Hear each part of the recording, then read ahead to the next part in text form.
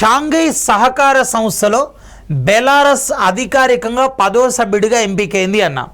యాక్చువల్గా షాంఘై సహకార సంస్థ దీనికి SCO అని పిలుస్తారు, షాంఘై కోఆపరేషన్ ఆర్గనైజేషన్ అని పిలుస్తారు. 1996 సంవత్సరంలో 5 దేశాలు షాంఘై 5గా ఏర్పడ్డాయి. ఏంటి అసలు 5 దేశాలు అంటే చైనా, అండ్ నెక్స్ట్ వచ్చేసి Russia, and Kazakhstan, and next వచ్చేసి కిర్గిస్తాన్ అండ్ తజకిస్తాన్. సో వీటిని ఏమనే వాళ్ళంటే షాంఘై 5 అనే పేరుతో పిలిచేవాళ్ళన్నమాట, షాంఘై 5.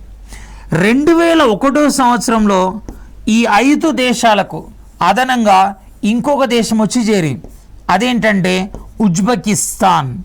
ఈ ఉజ్బెకిస్తాన్ ఎప్పుడైతే చేరిందో దీని పేరు SCOగా మారింది.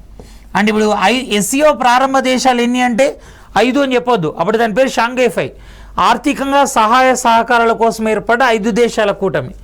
ఎప్పుడైతే దాని ఉజ్బెకిస్తాన్ కలిసిందో అప్పుడు దాని పేరు SCOగా మారింది. అంటే ఇప్పుడు SCO ఎప్పుడు ఏర్పడింది? 2001 సంవత్సరంలో SCO ఏర్పడడం జరిగింది. ఓకేనా?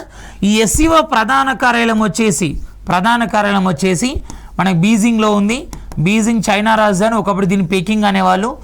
అండ్ దీని సెక్రటరీ జనరల్గా ఉన్న వ్యక్తి ఎవరంటే జాంగ్ మింగ్ అనే వ్యక్తి దీని సెక్రటరీ జనరల్గా పనిచేస్తున్నారు. ఓకేనా?